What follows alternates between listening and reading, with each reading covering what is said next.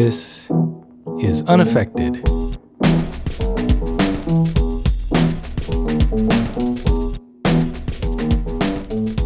Welcome to Unaffected, a podcast that offers a curated look at some obscure, forgotten, and neglected singers of the mid-20th century. I'm your host, Ethan Stoller, and this is part 2 of my chat with Franklin Bruno. For all the background, just click right below part 1. You can find out what this is all about. Let's get to it. We start with a PSA for an organization that sounds very worthwhile, so I left it in. Enjoy. Okay. That's a whole nother story. But anyway, not to indulge ourselves too much, let me I need to give you some information about a community group called Rev in Color. One word. In Rev in Color, young black, gay, and bisexual men work to link black Angelenos to HIV prevention services, treatment, education, and other support services. Peers work together to fight stigma, increase knowledge and life skills, maximize retention of HIV science, engage in peer support and guidance, and build community through training, team activities, and social events. Are you interested in being a leader in Rev in Color? Join them every Thursday at 6 p.m. in their office at 1833 West 8th Street, Suite 200 in Los Angeles. For more information, contact Percival P.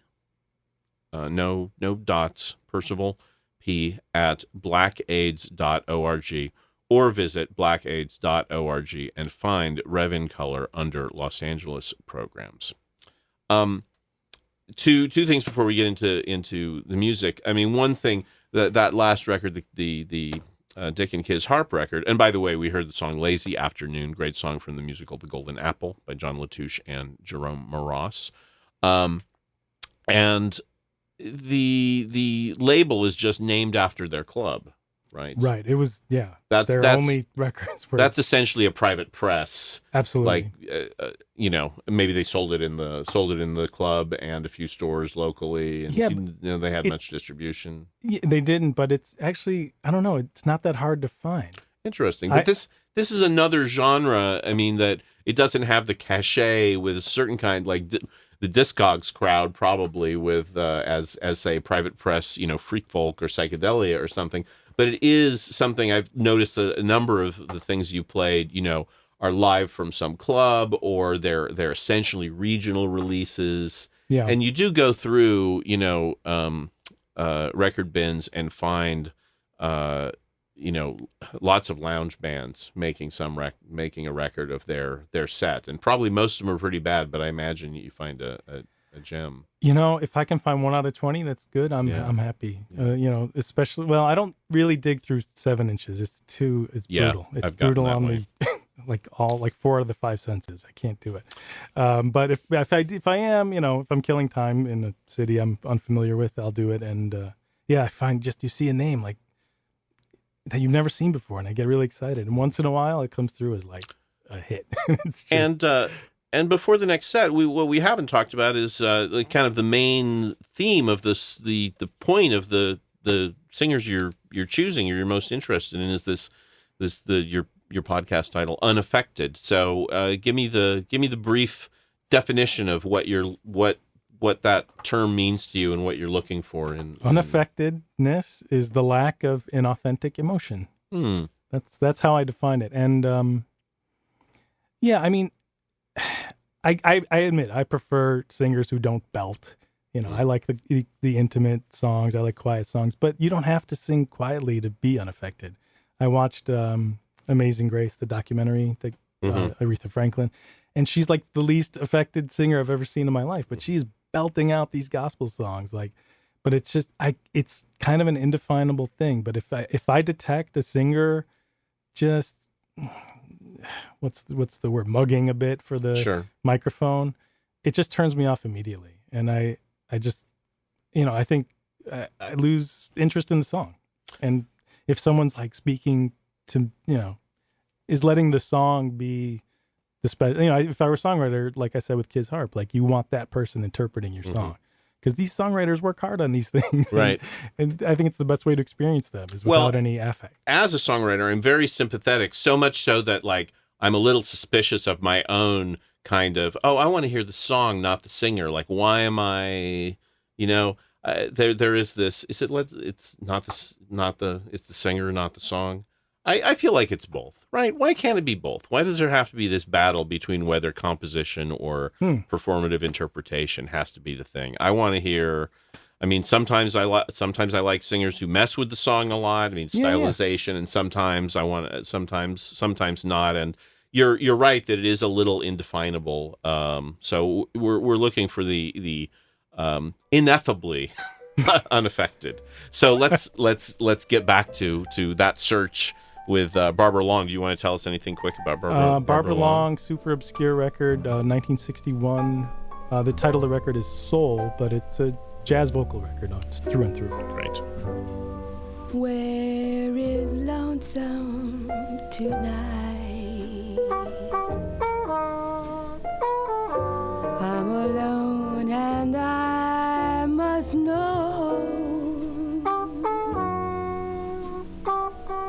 it's a moonlit night with stars so bright and an emptiness in my heart. Where is lonesome tonight? Does he know I miss him so?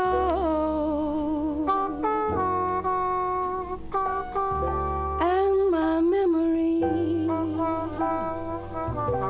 is telling me that I must find lonesome tonight. So at this point in the interview, Franklin had left my mic off for a bit of a longer stretch. So I'll just recap. What you're about to hear is by Mir Bis Duchesne, as sung by Char Lovett, accompanied by Ray Herrera and his band. And I just explained that this was a record I'd bought the previous day at Permanent Records in Los Angeles, in Highland Park, and that I had never heard the record before till the very moment we played it on the radio, to kind of discover an obscure singer all together at once to see what it's like. So here is by Mir Bis Duchesne, sung by Char Lovett. By Mir Bis Duchesne, please let me explain. By Mir Bis Duchesne means that you're grand. By Mir Bis Duchesne, once more I'll explain. It means you're the fairest in the land. I could say Bella, Bella, even say Wunderbar. Each language only helps me tell you how grand you are. I've tried to explain by Miss Duchesne. So kiss me and say you understand.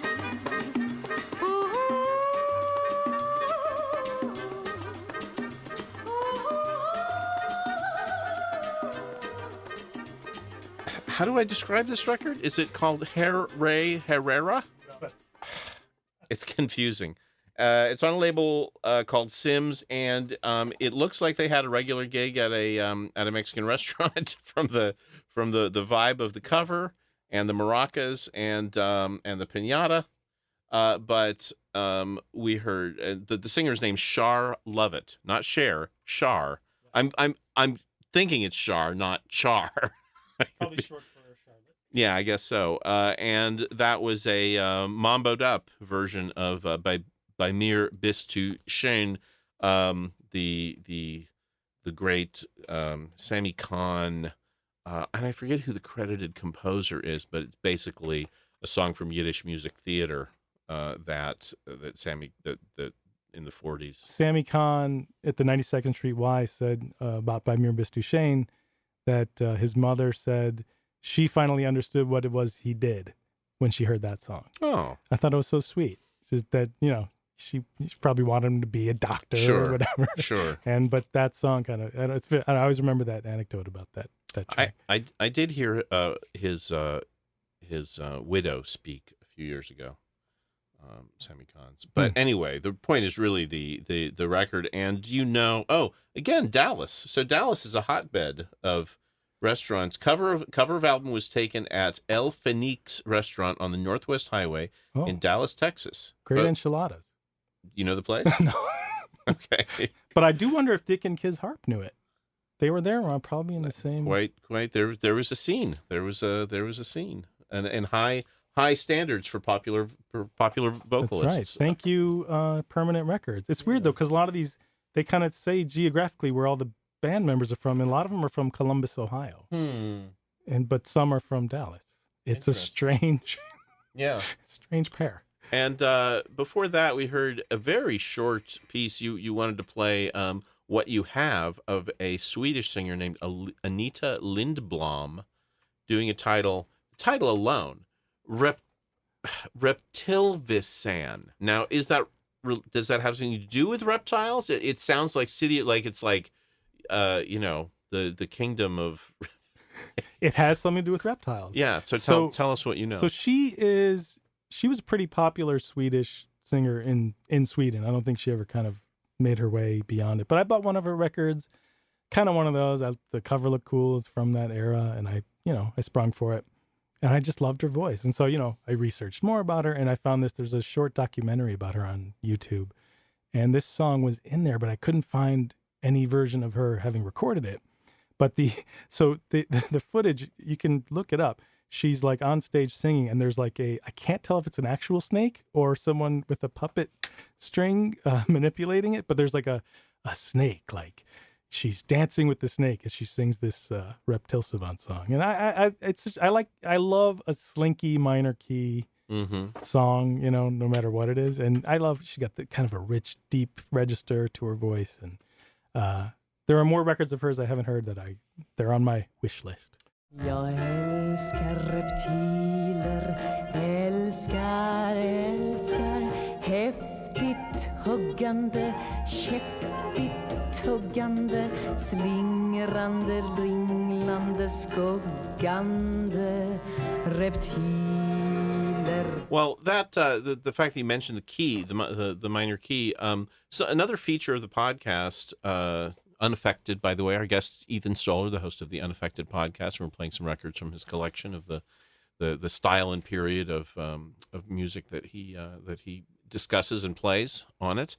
But another aspect of it is you're sitting there next to a piano or something, and you occasionally make a dare I say musical or musicological point and play a couple of chords, and it's also always very lucid. And I really? Hope that people find it, it's not Schenknerian analysis, whatever. No, I'm true amateur. Well, the true sense of the word. But that's the thing. There is this. I feel like I face this a lot too in my in writing about music. There's this fear and sometimes even a prejudice in certain kind of critical traditions against. Really saying anything about this side of music that is supposed to be technical and rule governed, and especially harmony. Harmony scares people who don't play or don't know about it, and I really think it would be a boon if people weren't if it hadn't been kind of made probably by I don't know, music expert types that are jerks, right? into something that everyone hates to hear about. That you're wonderful if you know this, and you're not a musician if you don't. But it's still useful to hear this. So, how do you bring that in, or you say you're an amateur, but I mean you know something. You're right. I guess you're a composer and producer, and Yeah, I can't talk too academically about music theory like some folks, but I try to make it brief enough so that if you already know the music theory, which is usually very simple, it's 45 seconds out of the podcast. You just listen to it. But I think it's nice for someone who really doesn't know anything. Like, why does this sound good, or why does this sound weird, or just kind of demonstrate with the piano. This is why it's weird. And, it does sound weird. And maybe you didn't consciously know it. Like, I think of, my wife or my mom, like someone who loves music but doesn't know the terminology. I find the feedback I've gotten is people find it interesting. Mm-hmm. So, and it's, it gives me a chance to show off my great piano chops. I think it also may be more effective, not to say effective to hear the example right next to the song you're playing. Then it's right. I have to confess, I think it's very hard for me to bring off in prose to get.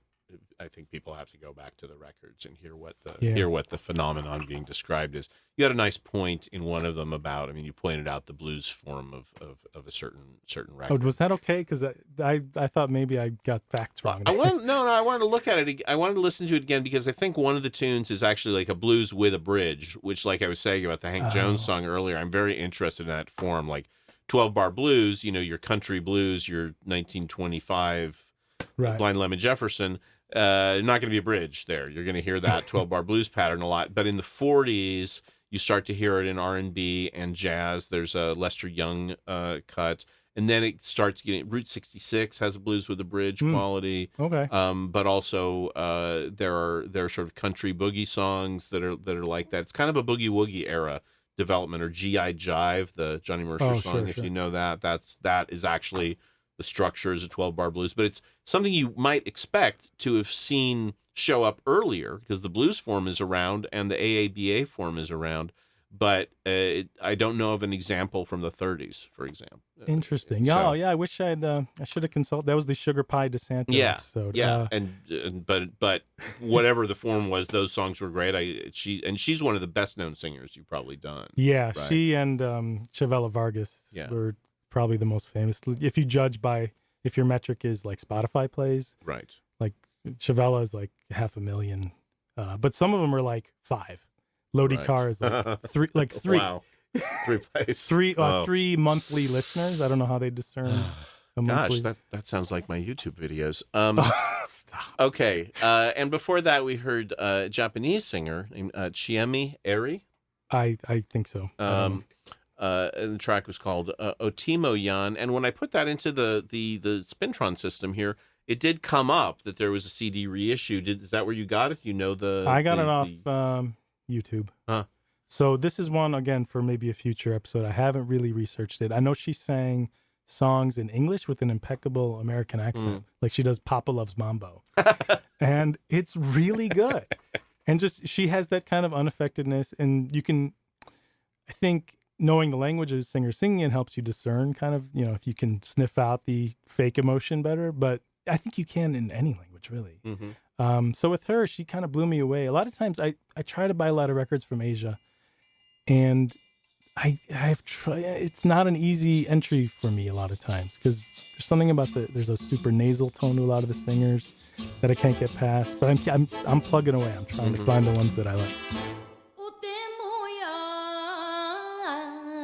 あんたこの頃嫁入りしたではないかいなあ嫁入りしたこたしたばってんおてどんがぶざってだるけんまだ坂ときゃせんだった村役飛び役肝入りどん人たちのおらすけんであとはどうなこきゃなろたい川端まっさんきょめぐろいかすがぼぶらどんたちゃ尻引っ張って花盛り花盛りあちいちくぱちくいばりの子あ原白なすびのいないがどん一つ山越えもう一つ山越えあの山越えて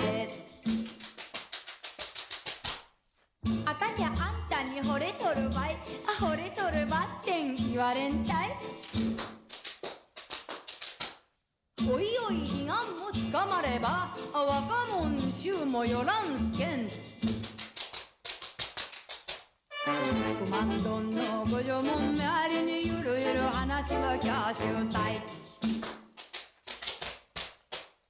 男ぶりにゃ惚れんばな頭こりでの銀貨のがそれが因縁たい赤ちゃかべっちゃかちゃかちゃかちゃ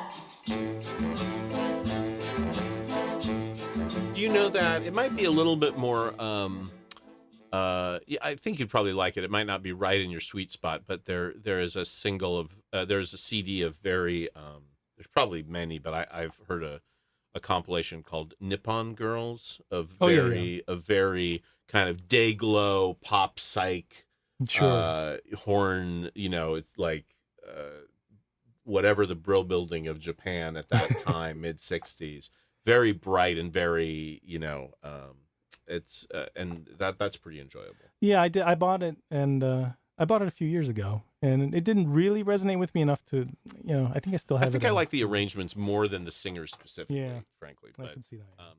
and I believe we have. I don't know if someone alive is. No, actually, well, someone alive is going to be on the air at noon, but it will have been in a pre-recorded form. So we hope they're strong. I believe they have survived their taping of the show, but you will be hearing a pre-recorded show from. Sorry, did I say 2 noon to 2? And I think we have time to play, maybe not talk about a couple more songs. Sure. And I will be back next week. And again, Ethan Stoller has been our guest this hour. And again, I recommend his Unaffected podcast, available again at unaffected.com. Unaffectedpod.com. Unaffectedpod.com, and wherever fine podcasts are sold, or whatever the business model actually is supposed to be. Thank you so much for having me. It's been Not really at all. fun. And this is Claudia Thompson. I kissed your eyes, and teardrops came to mine, and then with lips on fire we tasted wine.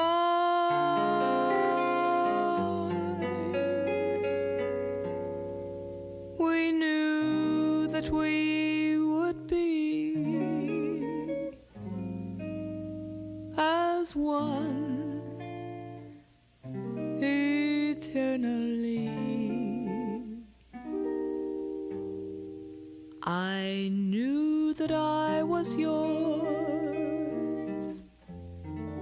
and you were mine.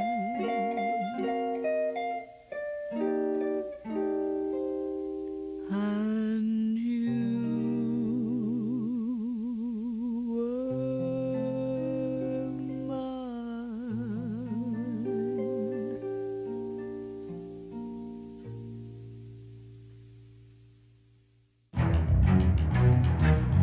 This has been an Ambivert Media production.